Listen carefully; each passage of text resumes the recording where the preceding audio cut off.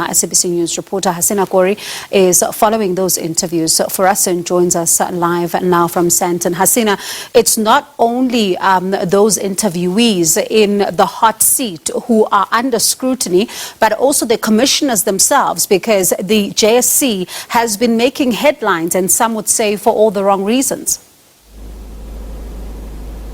Good evening, Bongiwe. Yes, as you've mentioned, it's not just those that are being interviewed that are really being scrutinized, but also the commissioners who are asking the questions. We've seen in the last few rounds of interviews really cause for concern and criticism around the manner in which these interviews were being held. Yesterday, there was a session which was specifically conducted to ensure that when you come into this process, that we don't see the similar issues that arose last year, which led to litigation and the interviews being redone, as well as the issues that came out during the Chief Justice interview. When we spoke with the JSC during the process in February, they had taken an undertaking that once the Chief Justice was appointed, which is now Raymond Zondo, that they will host this special session, and we saw that happening yesterday. We've seen a lot more collegians this evening, or this whole day, a lot more focus when it came to questionings. But I want to bring in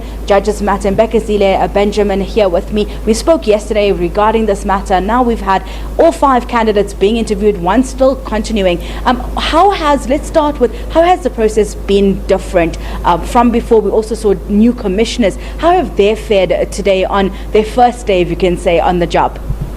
So it's still a bit too early to tell whether the JSC has changed comprehensively, but there are some positive signs that we saw today. The interviews were generally polite, they were respectful. The commissioners were asking tough questions of the candidates, but in a more dignified way, and that's a positive sign.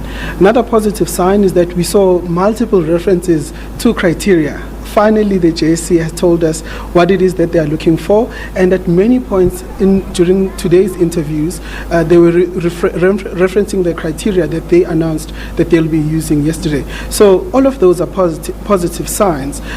One issue that has arisen in the last few hours is a procedural point, where a candidate was only asked a question today based on information that he wasn't given an opportunity to find out about. And at that point, Justice Zondo had to step in and say, this is unprocedural, and they had to give the candidates an opportunity to find that information. So this again reminds us why it's important for the JSC to have written rules of procedure so that everyone is aware of how to go about things, and we don't have a situation where candidates are ambushed. But overall, the JSC has done well on their first day. We will wait to see for the rest of the week. Mm-hmm. You spoke about the last candidate, which is Judge David Interhalter, and the kind of questioning that were put to him with regards to a specific procedural matter around the appeals court, and Zondo saying that they need to deliberate whether or not they should continue or not. Can you talk us through that kind of issue that we saw and what the delays that could come through this? So there was a question that was raised by Commissioner Notyesi about a court order in which Judge Unterhalter had participated in the Supreme Court of Appeal, that he also later participated in the Constitutional Court. Now, according to the law and the judicial ethics, a judge is not supposed to do that. But the difficulty is that Judge Unterhalter couldn't really respond to that because he said, I don't have the information in front of me, and which is why now we are on a break for him to go and find that information, so that when we come back, the JSC can continue with his interview and later take a break to deliberate on all of the interviews that happened today. When it comes to deliberations, we know that the number of candidates that need to be nominated, we're at the minimum right now. And I asked this question earlier as well. Is it a cause of concern that we only have the bare minimum number being interviewed for this position?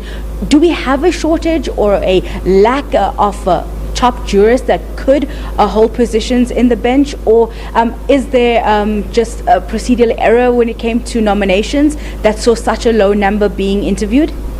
Well, it is a concern that we only have the bare minimum for the apex court. In any other country in the world, being considered for the highest court in the land, you'll have a flood of people putting themselves forward. And in South Africa, we certainly don't have lack of talented judges who would put themselves forward. But an issue that has come for some concern, and some judges have come to us and said, I can't subject myself to a process where I will be humiliated like this. So that is one factor. But it's also, I think, coming from these interviews this week will determine how it goes forward, how we will, whether or not we'll see more candidates putting themselves forward, and we avoid a situation like we are in now, where there is only the bare minimum, and the JSC might find itself having to either redo this whole process or sending the bare minimum through to the president. Thank you so much. That was Judges Martin Bekezele Benjamin speaking to us here at the Hilton in Sandton, where the interview processes are underway. We are on a short break while the last candidate, Judge David Interhalter, is going to get that information that is needed so that he can ensure that he has the right information to answer the questions that were put to him by the commissioner. We will be returning, to those interviews in a little bit, but for now, back to you in studio.